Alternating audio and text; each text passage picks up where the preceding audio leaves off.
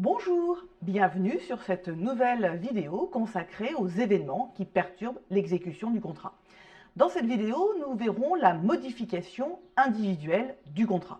L'objectif est de bien distinguer la modification du simple changement dans les conditions de travail afin de comprendre comment fonctionne le régime de la modification.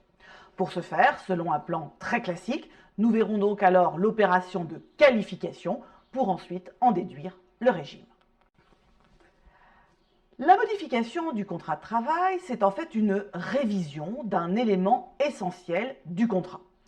Il faut distinguer deux types. Celle qui est voulue, lorsque employeur et salarié sont d'accord, par exemple pour une promotion ou pour une augmentation de salaire, aucun problème, tout le monde est content. En revanche, lorsque l'employeur va imposer au salarié une modification qui est subie, c'est là où il peut y avoir des difficultés. Ici, il faut bien comprendre qu'en droit des obligations, selon le principe classique, c'est l'immutabilité du contrat. On ne révise pas un contrat en cours pour des questions de sécurité juridique.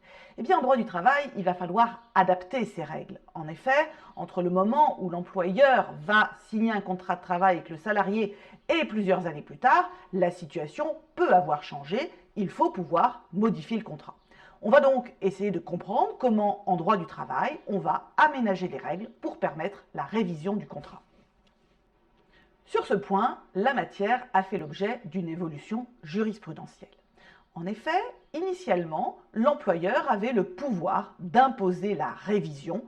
Le salarié ne pouvait que se soumettre ou se démettre, sauf évidemment abus de droit. À partir des années 80, la doctrine avait montré qu'il était peut-être nécessaire de faire des distinctions selon l'importance de la modification, de sorte que la jurisprudence a mis au point dans le célèbre arrêt Raquin une distinction entre les modifications substantielles du contrat, c'est-à-dire importantes pour lesquelles il fallait l'accord du salarié, et les modifications non substantielles qui pouvaient être imposées au salarié. Puis, la jurisprudence a opéré une évolution, distinguant cette fois-ci, dans une appréciation plus contractuelle, la modification du contrat des simples changements dans les conditions de travail. Il va donc falloir maintenant essayer de comprendre comment fonctionne aujourd'hui cette distinction. Pour aborder et illustrer la qualification de modification du contrat de travail, nous verrons les 4 éléments principaux du contrat de travail qui peuvent être affectés. Voyons tout d'abord la modification de la rémunération. Le principe est relativement simple. Dès lors que la rémunération est affectée, que ce soit un élément de la rémunération, que ce soit la structure même de la rémunération, il y a modification du contrat de travail, car c'est un élément essentiel de la relation contractuelle. Et cela, qu'il y ait ou non augmentation ou réduction du salaire. Voici quelques exemples jurisprudentiels qui concernent d'une part la structure de la rémunération, d'autre part les avantages en nature avec leur suppression ou leur réduction. Il peut exister dans le contrat de travail une clause de variation. Lorsqu'elle est mise en place, il n'y a évidemment pas de modification du contrat de travail. Mais la jurisprudence a posé 3 conditions de validité à cette clause.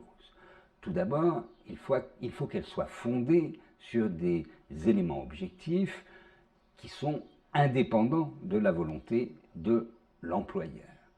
Par ailleurs, il ne faut pas que le risque de l'entreprise soit supporté par le salarié. Et enfin, il faut respecter les minima légaux et conventionnels.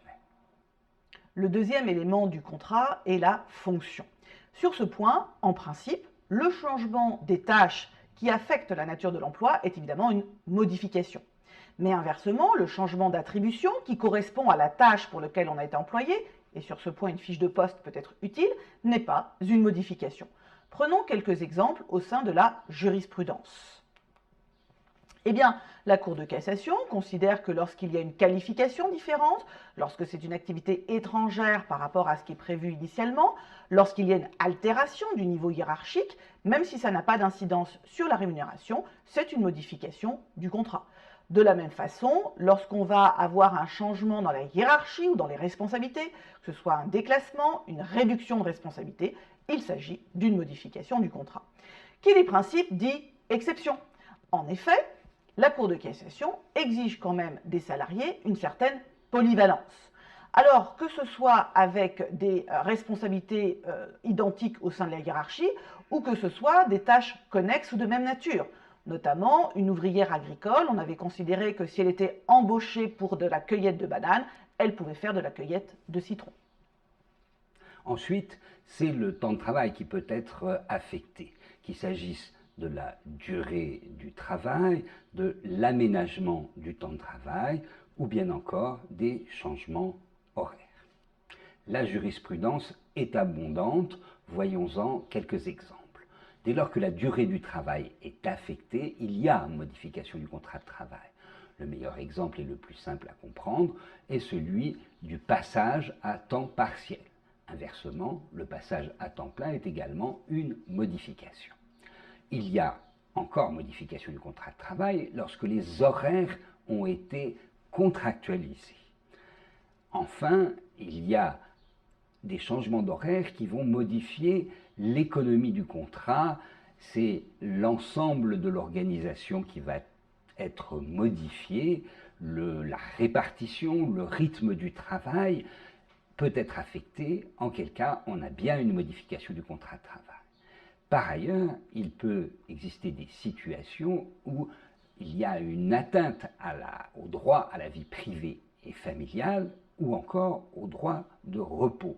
Et cette atteinte, si elle est excessive, va entraîner la qualification de modification du contrat de travail. D'autres jurisprudences nous montrent ce que n'est pas une modification du contrat de travail.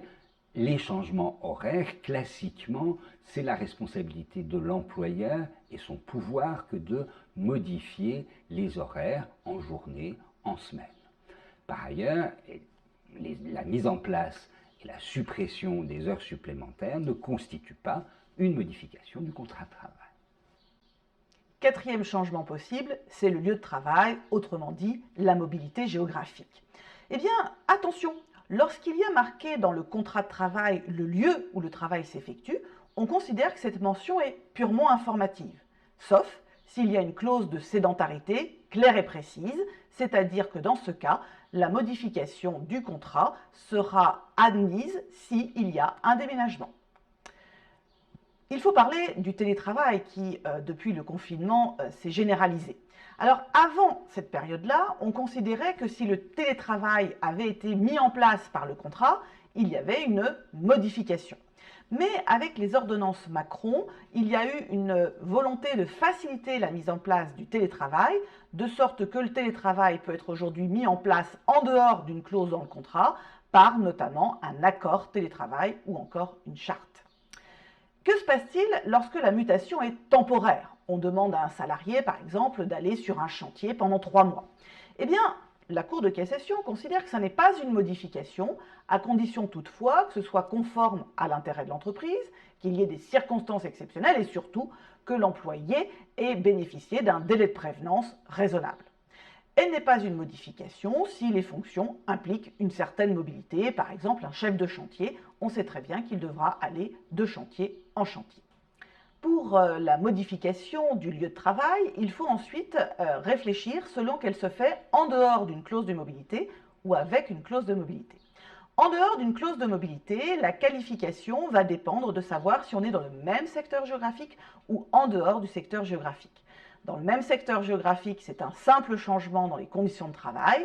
En dehors du secteur géographique, c'est une mutation qui est une modification du contrat.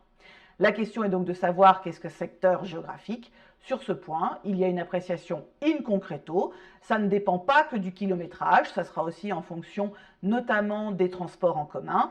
Par exemple, la banlieue parisienne n'est pas forcément le même secteur géographique, car d'une banlieue à une autre, il peut y avoir un vrai temps de transport qui peut faire que c'est une modification. Lorsqu'il y a une clause de mobilité, c'est donc un simple changement dans les conditions de travail, puisque la mobilité a été contractualisée, le salarié a accepté le principe d'une modification du contrat.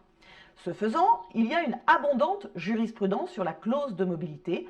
La jurisprudence se méfie de l'unilatéralisme conféré à l'employeur. Ainsi, la clause doit prévoir de façon précise la zone géographique. Elle ne peut conférer à l'employeur le pouvoir d'en étendre unilatéralement la portée. Elle doit par ailleurs être exécutée de bonne foi. Ça suppose notamment un délai de prévenance suffisant. Ça suppose également de prendre en compte les intérêts personnels du salarié. Lorsque le motif est personnel, il faut recueillir l'acceptation du salarié, c'est ce que nous précise la jurisprudence.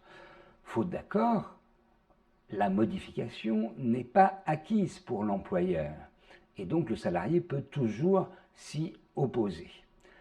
En cas de refus, une fois de plus, l'employeur peut soit renoncer à son projet, soit procéder à un licenciement qui, pour cette hypothèse, sera un licenciement pour motif personnel. Si l'employeur ne fait rien, le salarié pourra prendre l'initiative de la rupture avec une prise d'acte, par exemple. Troisième possibilité, une modification qui est une sanction disciplinaire. Bien sûr, il faut que cette sanction ait été prévue au règlement intérieur, que toute la procédure disciplinaire ait été suivie, mais ce qui est important de relever, c'est qu'on se retrouve cette fois-ci avec l'application concomitante du droit disciplinaire et du droit contractuel, droit de la modification du contrat de travail. Comment cela se conjugue-t-il ? Dans son arrêt Hôtel Le Berry, la Cour de cassation a fait prévaloir le droit contractuel. En effet, dans cette situation, elle accepte que le salarié puisse refuser la sanction disciplinaire qui aurait dû s'imposer. De ce fait, l'employeur doit prononcer une autre sanction dans le cadre de son pouvoir disciplinaire au lieu et place de la sanction refusée. À noter que si cette sanction fait l'objet d'une application, l'employeur va être dans une situation délicate car il aura épuisé son pouvoir disciplinaire et ne pourra procéder au licenciement disciplinaire puisque ce serait une seconde sanction. Comment s'opère le changement dans les conditions de travail? Eh bien, très logiquement, ce changement est opposable au salarié. En effet, on considère que ce changement qui appartient à l'employeur peut être imposé par celui-ci unilatéralement, c'est son pouvoir de direction. Le refus du salarié est donc fautif. Ce dernier s'expose à une sanction disciplinaire qui peut aller jusqu'à un licenciement pour faute. Pour les représentants du personnel, il y a une exception. En effet, pour eux, l'employeur doit obtenir leur accord quoi qu'il arrive. Que faut-il retenir de cette séquence? Eh bien, vous l'avez compris, c'est la démarche essentielle du juriste qui dit qualification, dit régime. Concernant la qualification, il faut donc déterminer si c'est une modification ou un simple changement dans les conditions de travail. Le changement de la rémunération, en principe, c'est une modification, de même qu'une mutation sans clause de mobilité ou bien encore une modification du temps de travail ou d'un poste. En revanche, une mutation avec clause de mobilité, un simple changement d'horaire ou de tâche, c'est un changement dans les conditions de travail. Une fois qu'on a opéré cette qualification, on peut en déterminer le régime. Pour la modification, il faut l'accord du salarié, son refus est donc légitime. S'il y a licenciement, alors le type de licenciement sera en fonction du type de la modification. Pour un simple changement dans les conditions de travail, il ne faut pas obtenir l'accord du salarié. Autrement dit, si le salarié refuse, son refus est fautif, cela pourra entraîner un licenciement qui sera alors disciplinaire. Merci de votre attention.